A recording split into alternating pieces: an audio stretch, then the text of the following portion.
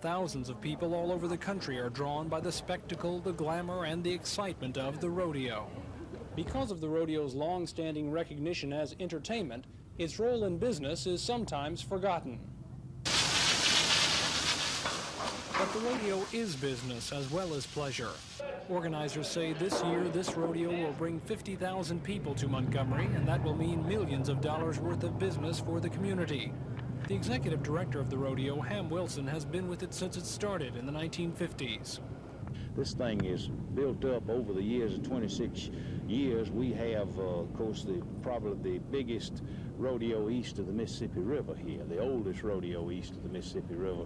So it's something that really has grown. I've seen it just grow from practically nothing when we first started, something like 10,000, 12,000 people, and maybe selling $40,000 worth of tickets, and now it's a multi-thousand, $100,000 event here in Montgomery. Although most of the rodeo action doesn't start until tomorrow, there are already many people set up for the week. The majority of people will be from the outside the city limits of Montgomery, so we're going to have a big week out here, and everybody's looking forward to it. It's a lot of work, but it's a lot of fun. When you think about what you're doing to build Alabama and promoting one of the state's largest industries, it makes it all worthwhile. Tom Foreman, WSFA TV News. How are you feeling? It's been a long, hard winter for home builders and home buyers alike. Now finally, there's some light at the end of the tunnel. As a matter of fact, sales up to about 114% as compared to last year. The downturn in the interest rates, the FHA rates and the VA rates, as well as the conventional rates, has created a market throughout the housing industry for increased starts. We're up locally as well as nationally some 35% over a year ago today. Kreisberg and Grubbs have renewed confidence in the housing market. They say the drop in interest rates in late 1982 got the ball rolling again, and the low-interest loans made possible by the state were a tremendous boost. The Alabama bond monies that came out at 11 1/4 and 11.27 has also created a big surge in Alabama's building market. It was of great benefit to young home buyers or young couples coming out of apartments that needed lower interest rates for the first 3 years to adjust their budget. Grubbs sees an important change in his construction business. He was building mostly large, expensive homes. Now he says more of his customers fall into a middle-income bracket. In the past, the high-price range houses have sold, and the less expensive houses under the 265 program last year, that was a government subsidized program. These homes were selling, but the normal person could not buy a home. Now these people can afford to buy and are beginning to get back in the market. Susan Silvernail, WSFA TV News.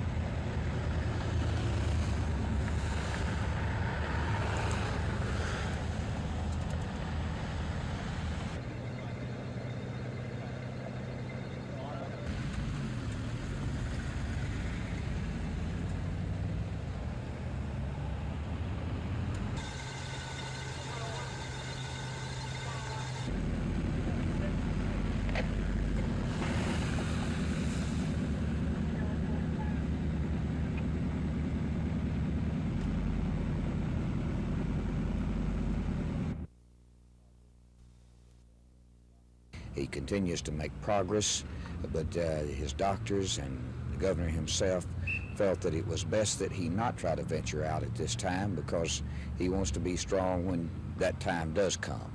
And hopefully in a few days he will be out of the hospital and be back with us at the mansion and at the office and various places that he's scheduled to be and would like to be.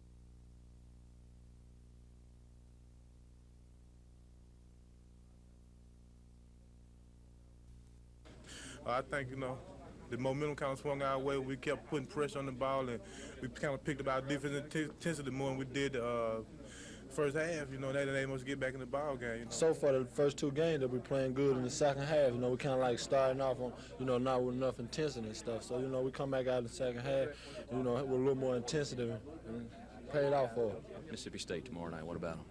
They got a great team and, got great players, including Malone, but we're going to go out and play with the same intensity and, try to come out victorious. Everybody says you can't win 4 straight in the SEC tournament. Can Alabama do it? You got 2 down. We can do it. We can do it. I think this team is capable of doing it. You guys feel like you're snake bitten in the SEC tournament? I feel like we are, because it's not a matter of we played hard tonight. We didn't play tentative, so it's a big disappointment because I felt everybody played hard on our team. We came prepared. And when you get beat, it's just a big disappointment. But like I said before, if we didn't think we could have a good shot in the NCAA, we wouldn't even go to practice, and we're going to practice.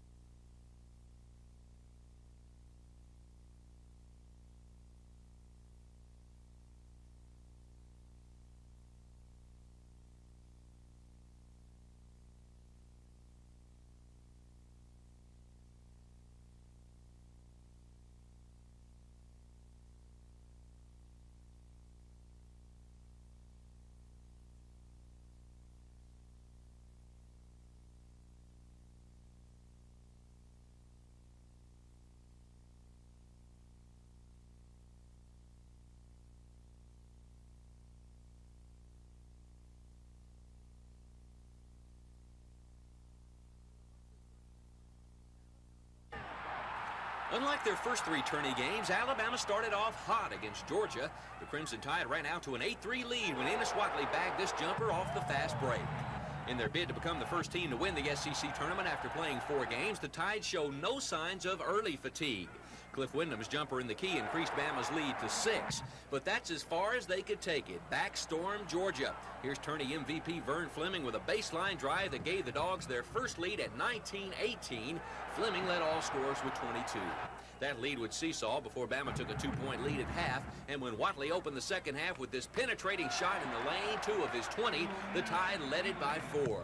But from there, it would be all Georgia. Gerald Crosby with 21 hits the long jumper to give the Dogs the lead for good at 43-41.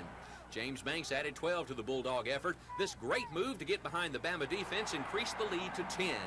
And thanks to the fast break, the Tide could never catch up. The Dogs ran all day, and here's an example as Crosby slams it home after the steal. Georgia wins the SEC Tournament Championship, beating Alabama 87-71. And after playing 5 games in 7 days, the Crimson Tide said fatigue was a factor, but not an excuse. Playing 4 games in 4 nights is rough, but still think we had the chance to win. We just didn't, we couldn't execute. We had to play 4 and they only had to play 3, but no excuses. best team won the game, and I think they really wanted it bad us, and they had a little bit more energy than we had. People say it was tired, it's because we lost, it's just an excuse, it's just the way out. I thought Georgia played real well today, and they deserved the victory. Our players have nothing to be ashamed of. We played hard, and we didn't play as well as you'd like for your team to play. We weren't quite as patient, but I'm extremely proud of them, and sorry we weren't able to win, but we've had, I think, an outstanding year. Our guys played 3 great basketball games, and I don't mean that in a bragging way. I say it only as a much-deserved compliment to our basketball team.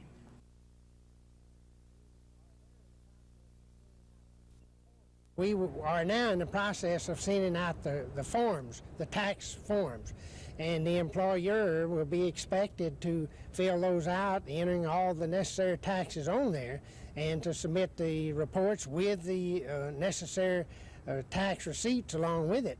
And I would think that he then could work out with his employees how he might want to go about getting reimbursed for that part that has to be made up from the 1st of the year through February the 25th.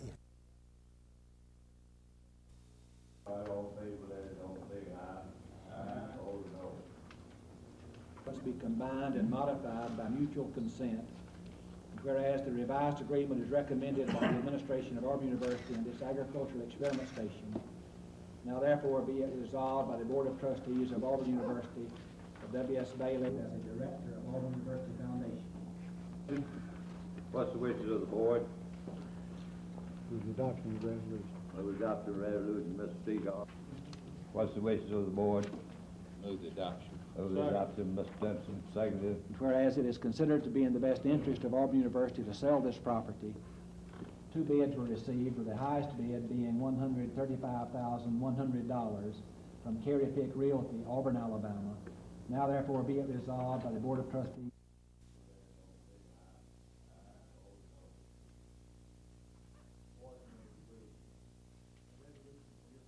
The financial report, Auburn University Financial Report 1982. It's a matter for your consideration for formal approval. Resolution that the Budget Committee would like to recommend to the board. Concerns the authority to purchase comprehensive liability insurance. That agreement must be combined and modified by mutual consent. For the permanent job.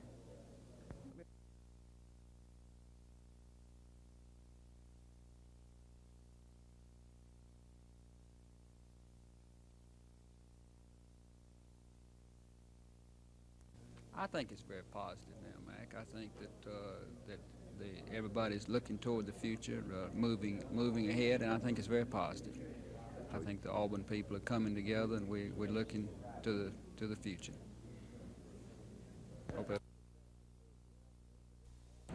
The governor's aides have been saying since Thursday afternoon that Mr. Wallace was hospitalized due to a bad reaction he had to medication he was taking for bowel problems. Late this afternoon, the governor's press secretary, Billy Joe Camp, met with Mr. Wallace for about 45 minutes. Mr. Camp said he discussed several things with his boss during the afternoon meeting, including a possible run for the presidency. Well, Governor Wallace was in very good condition and very good spirits. Mr. Stanton and I visited with him, and he dictated some 10 to 12 pages of notes for a message to be delivered to the Alabama Education Association tomorrow morning, this meeting in Birmingham. And the governor just received the afternoon paper, had a column in it by some national writers that projecting that he might be interested in the 1984 presidential primaries, and he perked up and made the statement, said maybe we better see if we need to get some folks on up to New Hampshire and see what it looks like up there, and had quite a bit of conversation about that, and it certainly got his interest. Mr. Camp says the governor has been using his time in the hospital to develop plans to solve several of the pressing state problems. Mr. Camp says the governor will disclose details of his plans in his State of the State address to the legislature next month. Don Phelps, WSFA TV News. She's a retired person, her husband is a retired.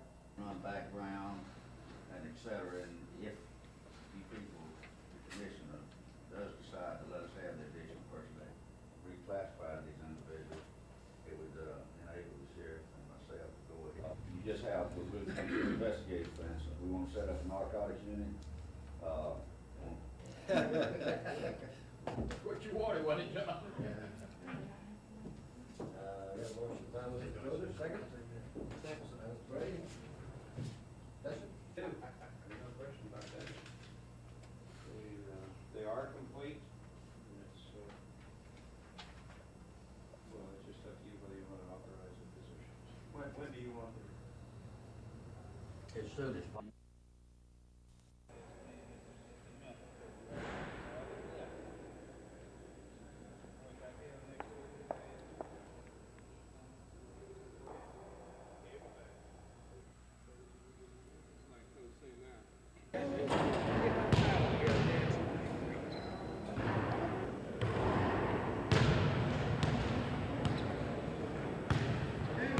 I did see them a couple of weeks ago on TV, maybe 3 weeks ago against Auburn, when Auburn beat them real good. And I happened to be laying in my room on the road at a ball game, and I watched that ball game very closely, you know. You think physically you can match up with them? Well, I feel like, you know, we probably won't meet a team that's much more physical than we are. You know, the Southwest Conference is a very physical ball game when you play teams in that conference. So, you know, we're big and strong ball club. They can't be any more physical than Georgetown, Arkansas either. So, you know. How do you like a team with one big scorer, a guy they like to get the ball to on almost every trip down the court? Well, you know, it's a ball club that if he's depending on one ball player to beat you, then I don't think, you know, that's going to happen. You know, like Texas Southern, it depends on Harry Kelly to beat you every night. They're going to beat us nice, so that's not going to happen.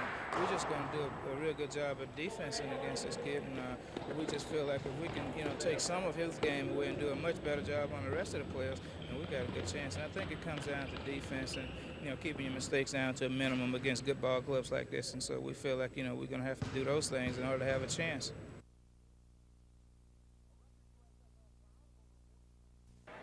A record USFL crowd of over 47,000 gathered in Oakland for the Invaders' home opener, and the crowd enjoyed the first 30 minutes. The Invaders dominated the first half, but this one-yard touchdown run by Ted Terosian was all they had to show for it.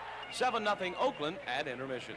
Birmingham tied it early in the third quarter. Quarterback Reggie Collier missed the first half with a hip pointer. He hooks up here with Greg Anderson for a 42-yard gain. Moments later, Ken Talton's one-yard dive put the Stallions ahead 14-7. With 3.5 minutes left in the game, Invader quarterback Fred Pizzana finds Wyatt Henderson on a 22-yard scoring play to knot it at 14-all. Then, with just seconds left, Kevin Shea misses a 27-yard field goal. His fourth miss of the day, the game goes to overtime. After stopping Oakland Cole, Stallions' backup quarterback Bob Lane directed the winning march. Going over from 1 yard out for the winner, Birmingham upsets Oakland 20-14.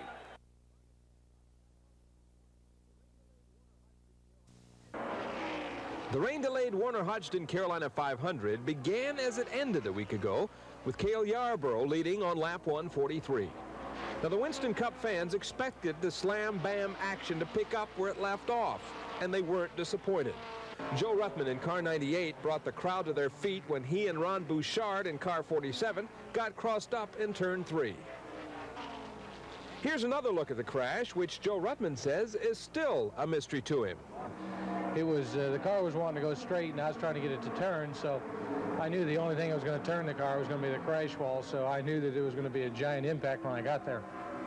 Several drivers shared the lead at Rockingham Sunday. Jeff Bodine in car 88 was having one of his best days until he lost control in the second turn. Late in the race, the battle was between Cale Yarborough in car 28 and Neil Bonnet in car number 75.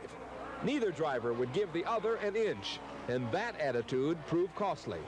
Watch what happened when both drivers refused to let up going into turn 1. The drivers were okay and raced on, but were out of contention.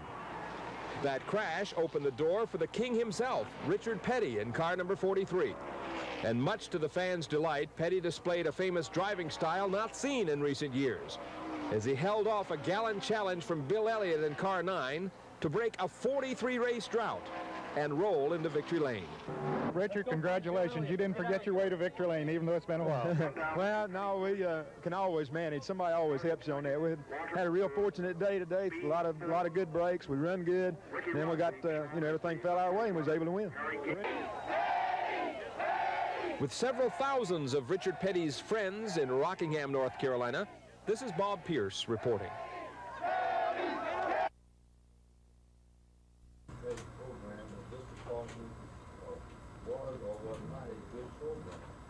That's the matter for this department and not getting the people within this department will be one of the supervisors. The next step would be to get with the locals. That's the way we're going. I expect we would be doing that in place. Then we will feel like that is satisfy this committee as to third place candidate, Martin Henry of Lee County, fourth place.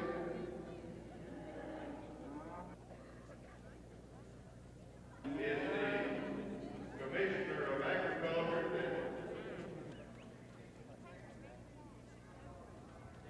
Presenting the ribbons in this class is Mr. Albert Fleming, who was the former director of the Commissioner Smith unveiled his plan at a meeting of prison officials and a court-appointed oversight committee. The program is one proposed by Governor Wallace during his 1982 campaign. Not all the specifics of the plan have been fully developed at this time, but basically property offenders who have less than 2 years to serve would be eligible for a restitution program, but would be required to serve some time behind bars. At the meeting, Commissioner Smith pointed out that by June, the backlog of state inmates in county jails will probably climb to about 1,900. 1,000, he says, can be shifted to the new prison in St. Clair County, but with the program, the remaining 900 could be placed in the restitution program, which will be supervised by officers in the communities. The commissioner says the goal of the restitution would be to have inmates in the program pay back their victims and the state for their supervision. While in the program, inmates would not be housed in prison buildings. If implemented, Commissioner Smith says county jails could be emptied of state inmates by July 1st.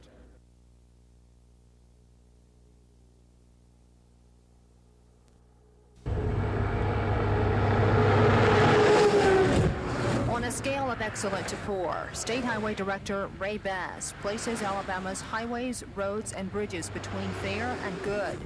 With the additional appropriations from the federal gasoline tax, Mr. Bass hopes to improve that rating, but he knows it won't be easy.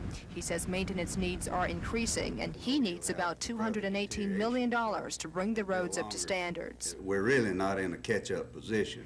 We're just in a kind of hold-your-own position as far as the deterioration is concerned. Mr. Bass says the $60 million from the federal gasoline tax will be used to resurface, rebuild, and refurbish roads and bridges. He says the first priority will be to complete the main arteries in Alabama, including the interstate system. But in addition to the federal allocations, Mr. Bass says he needs matching monies from the state. Right now, he says he's not sure where that source of revenue will come from. He's going to ask the legislature for funds. And at this point, he says he's not sure if he'll also ask the legislature to raise gasoline taxes in Alabama. Kim Davis, WSFA TV News.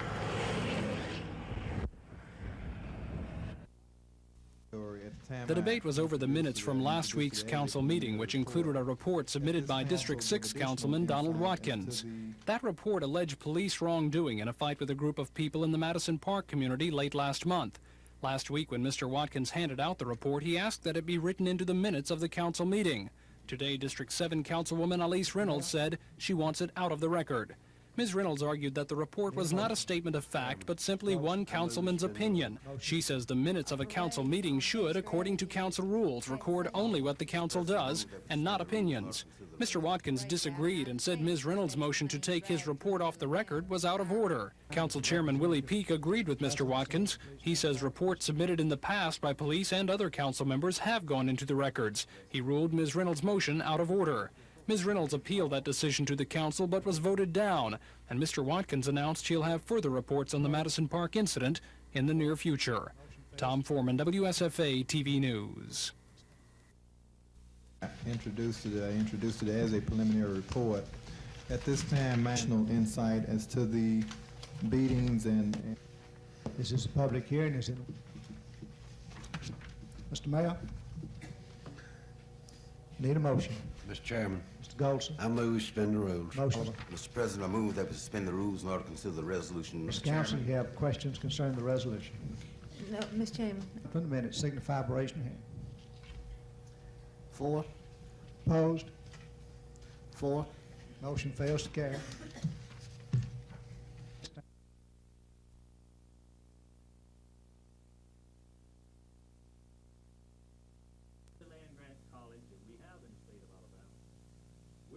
We're involved in here today. Now we've had some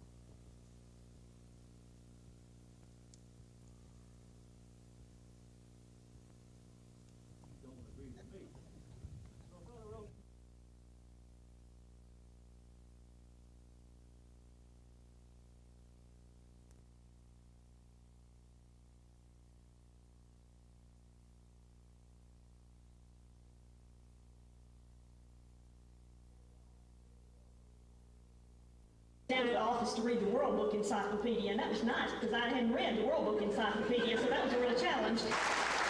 Dr. Martin and I... But I say to you today, don't give up hope. Governor Wallace is one who appreciates your dedication and the contributions that you make to our state and its citizens.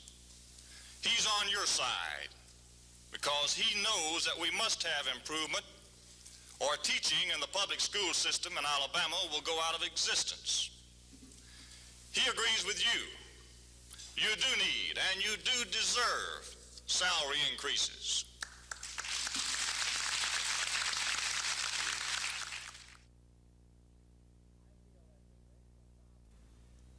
I feel that the racial problems of the 1960s still leave us with deep scars. Even today,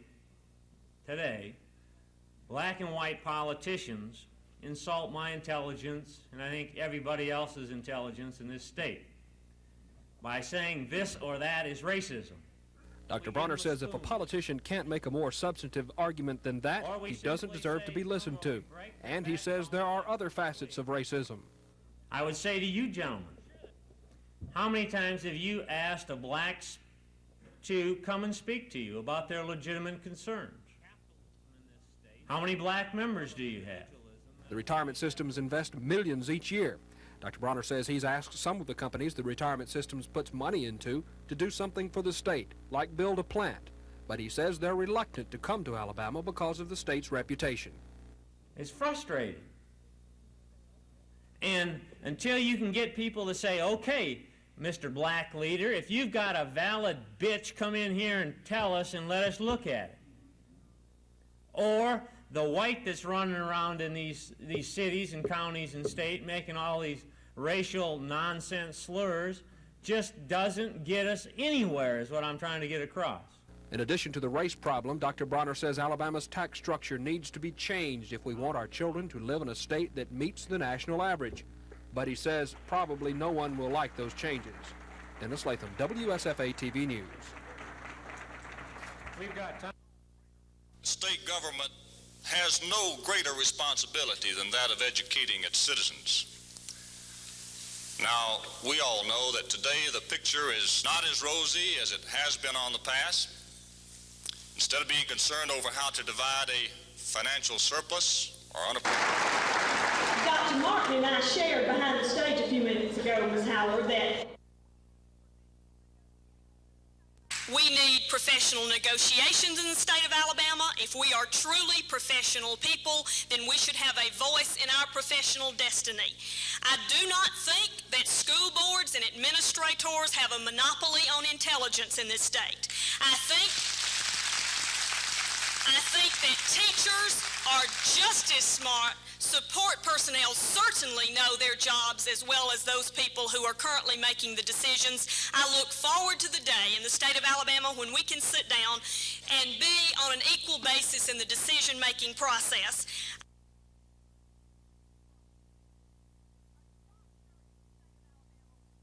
A doctor in the state of Alabama would never allow lay citizens to come in and choose instruments with which he or she would operate in the surgery room. A lawyer in the state of Alabama would never allow people to come in from the street and select the cases on which he or she would build a defense. And yet, in education, we have lay citizens who are trying to determine the textbooks from which we teach. And I say, as professional people, we cannot allow that.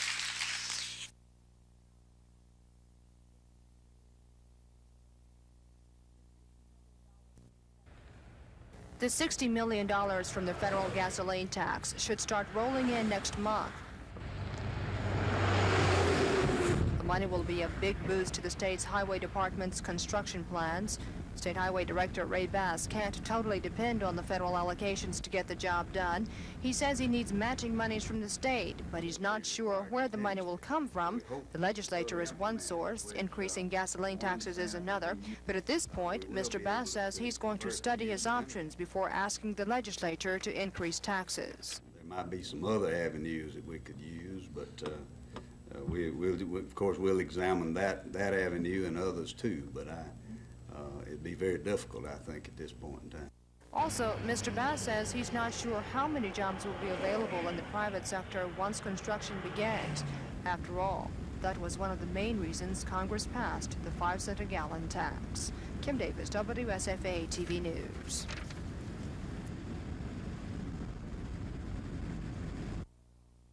But I am somebody. I may not be rich. Somebody. At the Montgomery Post said there are many white citizens in the Montgomery $15 million. Came down there and found the farm. Somebody wanted that. John Knight and Joe Reed, not because we were great, but because people as Dr. Wilson, people as Martin Luther King, people as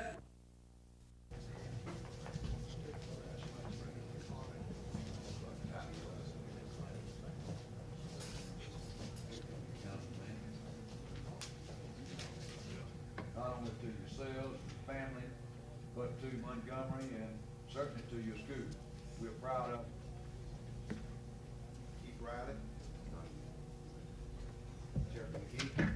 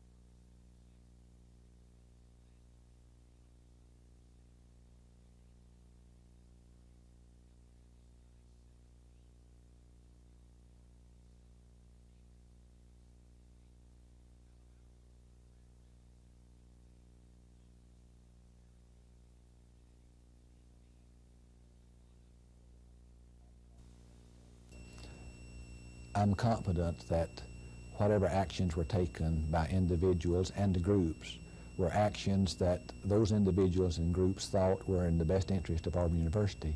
But as things have evolved, some of them were quite obviously not in the best interest of Auburn University.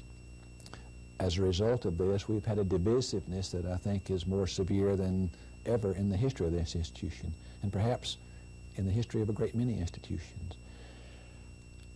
As a result of this, there have been problems.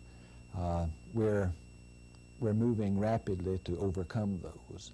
I'm tremendously pleased with the feedback I get from around the campus at all levels, that things are essentially normal so far as the everyday activities of the university are concerned. Our teaching, research, and public service programs. People seem more relaxed, spending less time with extraneous concerns, and I'm delighted. I think tremendous progress has been made here. In fact, I think we're far along in the healing process.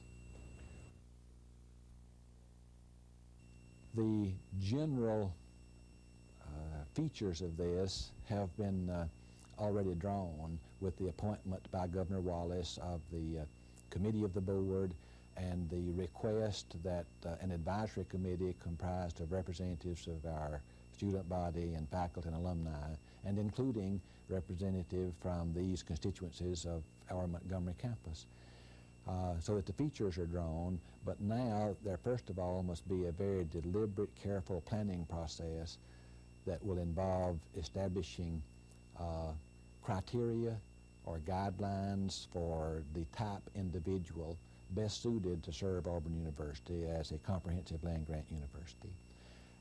Once those are done, then a lot of logistic activity, plans for the announcements and communications to higher education, and personal letters to college and university presidents, newspaper announcements in a variety of ways, so that throughout the academic community and the general public of this country, there is an awareness that Auburn University is seeking to identify a chief executive officer to provide the leadership in the years immediately ahead.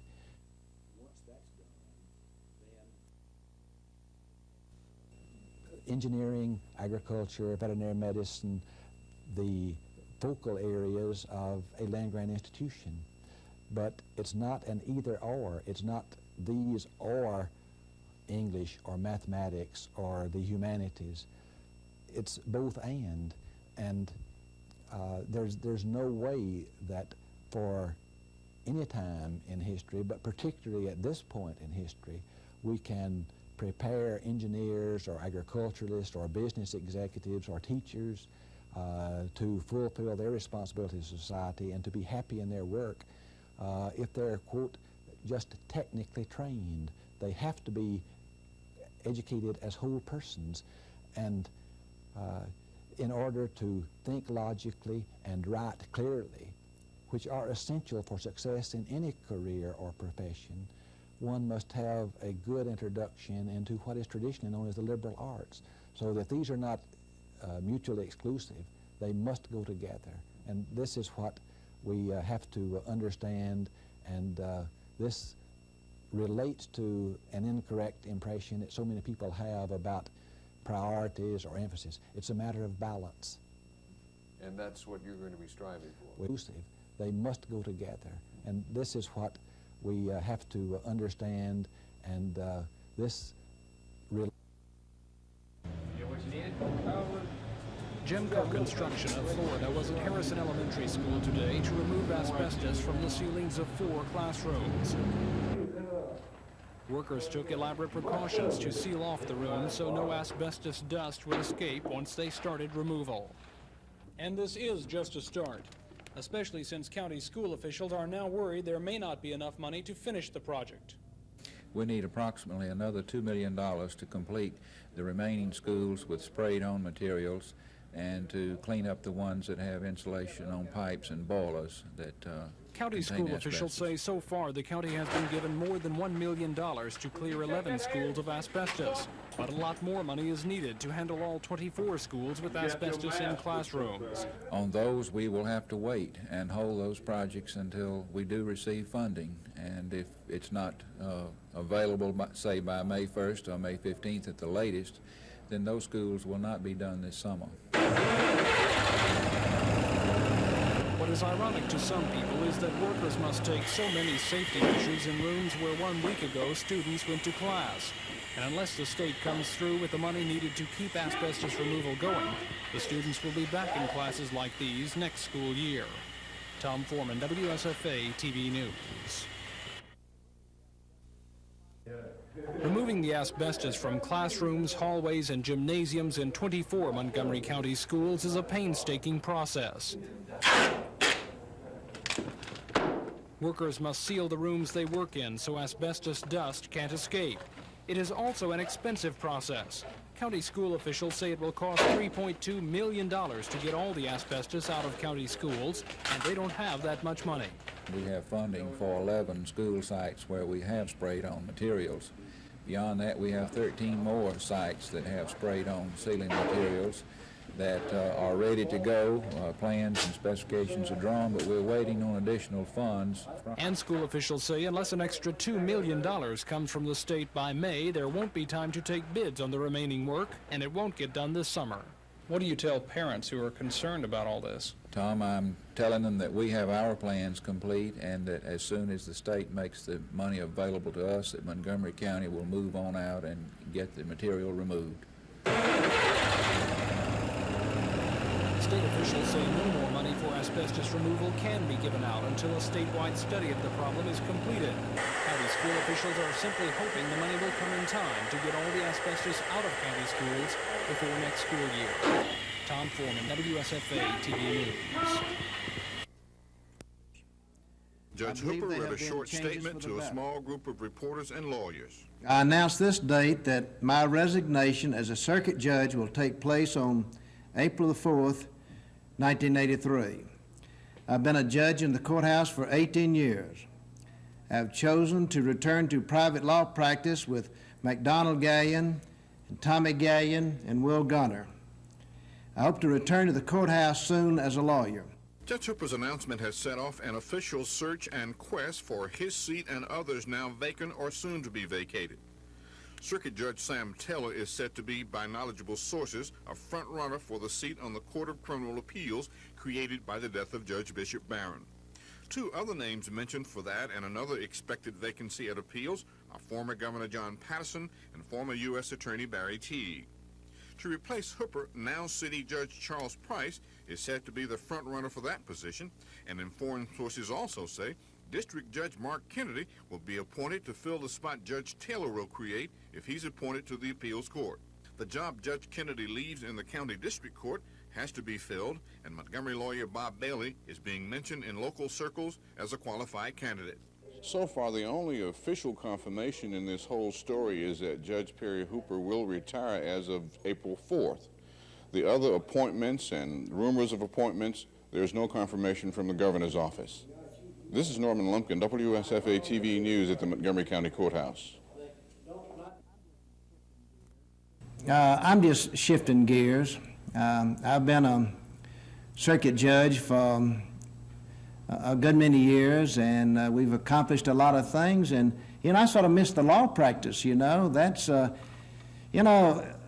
football coach has a difficult time going back and play football, but as a judge you can get back in the ball game as a lawyer and these things, and I meant it. My wife Marilyn and I talked about this and what we thought would be best for us and all concerned and our family, and we felt like that going back to practice law, and I think I've always had this in my heart. And then when these two gentlemen here, Tommy Gallion and Will Gunner, made this offer to me about coming with them, I just thought it was a great opportunity, and I took them up on it.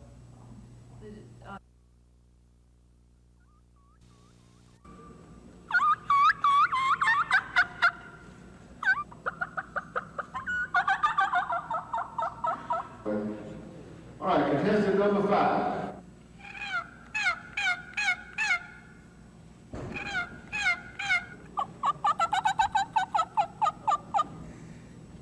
Beginning with the clock.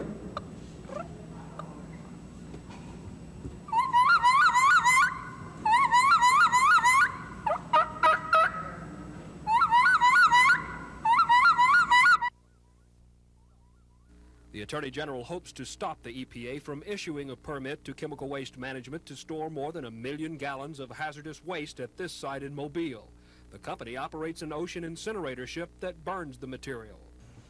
I think I have found and uncovered substantial evidence of possible governmental abuse, conspiracy, and collusion between former members of EPA and people who now work for and represent these hazardous waste companies. To back up his allegations, the Attorney General produced a memo from Washington EPA officials to a regional agency director. He says the memo discussed ways for the EPA to grant a permit for the storage facility even though it would be situated in a floodplain area in violation of the EPA standards. Mr. Graddick says the memo went out 2 months before Chemical Waste even applied for the permit. Lawyers for the Attorney General have filed suit in Mobile Federal Court to stop the EPA's participation in a hearing scheduled for Thursday. Mr. Graddick says such a hearing by the EPA would be a fraud because a deal has already been cut. The state's portion of the public hearing will go on as planned. Dennis Latham, WSFA TV News. 34,000 gallons of dioxin across your state. A company like Chemical Waste Management, who would haul 34,000 gallons of dioxin across your state offices.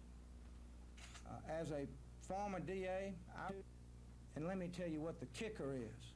The kicker is that the memo was written 2 months before an application had ever been made by Chemical Waste. I firmly believe that if we go down there tomorrow night and argue our case in front of the Environmental Protection Agency's personnel, that it will be a mockery, a sham, a travesty, and a fraud, because the whole thing has been a setup from the very beginning.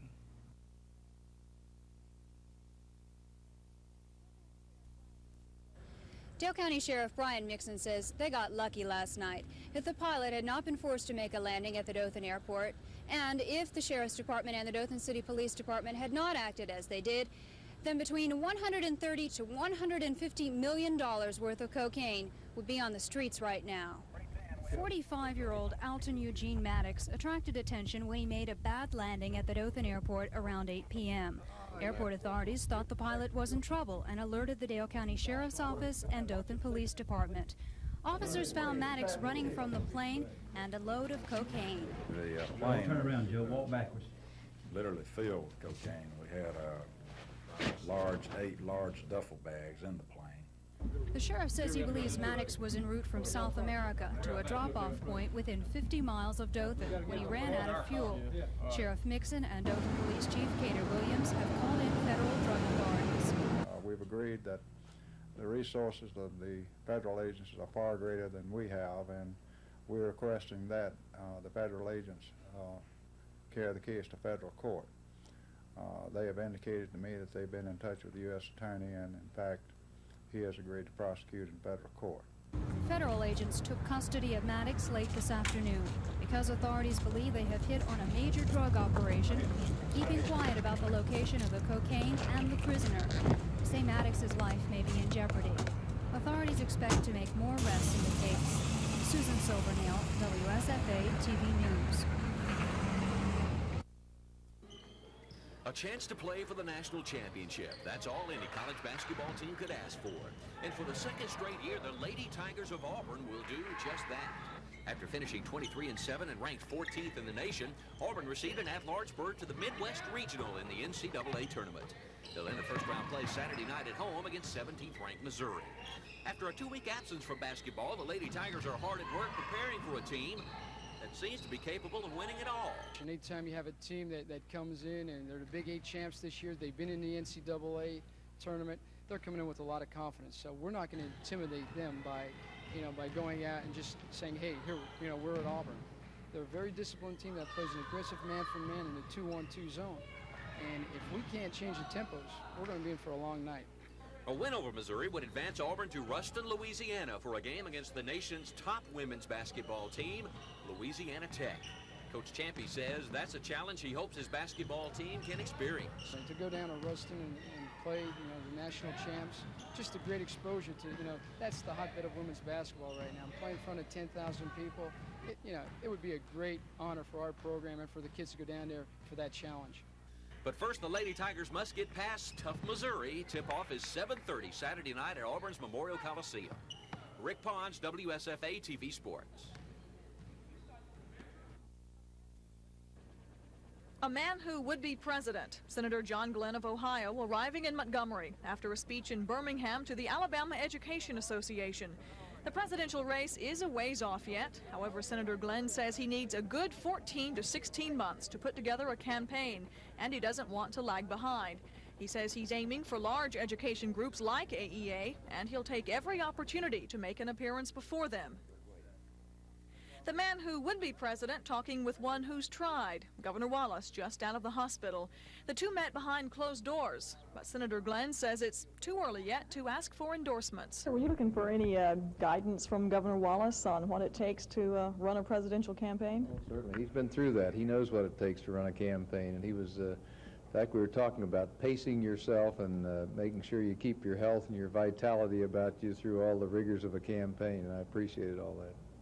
The governor wouldn't say if Senator Glenn will be his candidate in the Democratic primary, but the governor says he thinks Senator Glenn has a good chance of getting Southern support, especially Alabama's, in the election. Gina Gregory, WSFA TV News.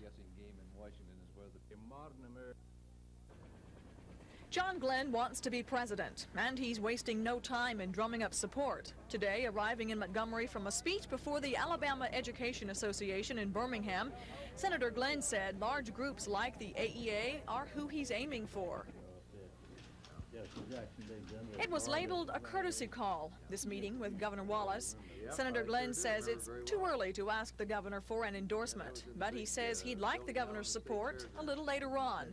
This portion of the visit was for chit-chat, discussing the governor's health and old college days. Later on, the governor and Senator Glenn discussed the rigors of running for president. I'm very appreciative of his calling upon me as the governor of this state, and he recognized Alabama is a good and fine state. Senator, were you looking for any guidance from Governor Wallace on what it takes to run a presidential campaign? Well, certainly. He's been through that. He knows what it takes to run a campaign, and he was, in fact, we were talking about pacing yourself and making sure you keep your health and your vitality about you through all the rigors of a campaign, and I appreciated all that. Is Senator Glenn the governor's choice for president? Mr. Wallace wouldn't say. What about Southern support for a hero? Mr. Wallace says he thinks Senator Glenn will have it. Gina Gregory, WSFA TV News, at the governor's mansion. The governor came out of his hospital room about 3:05. He thanked the nurses for taking care of him and told them he hopes he won't have to be back. Governor, how are you feeling today? Hi, folks. Doing fine. I'm glad to be out of the hospital, and I'm doing well. Doctors signed release papers for the governor this morning. Hospital officials say it was up to Mr. Wallace to decide when he wanted to leave the hospital. As the governor left the hospital, he was asked about his meeting with presidential hopeful John Glenn.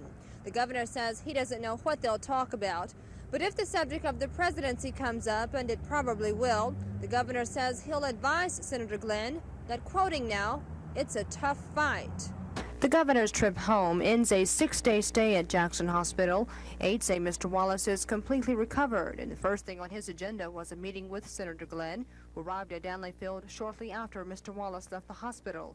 Gina Gregory has that story.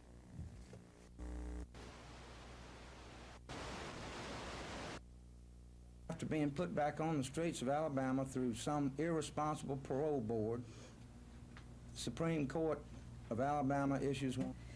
So, the Saturday this was in '81, they paroled Victims and witnesses apprised of the status of these cases. But I said, if somebody kill a child like that, I said, would you lay down at night and rest, knowing that you had turned that man out after they had convicted him and give him life?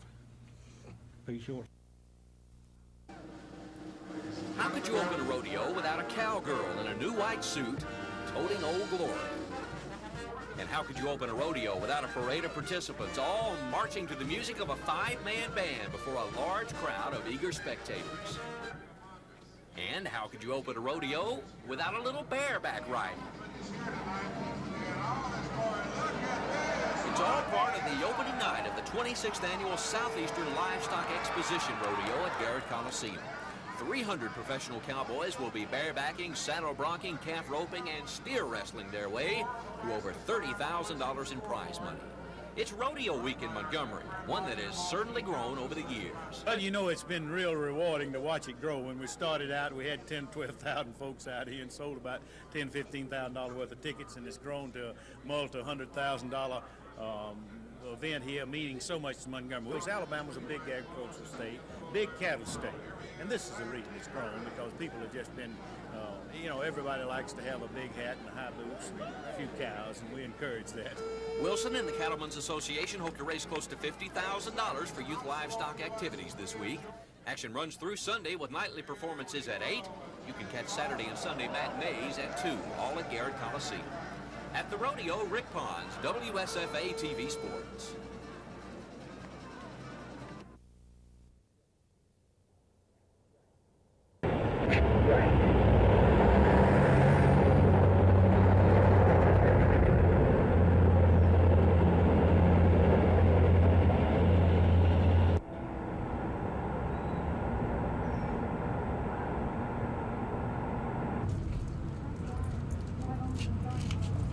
What time?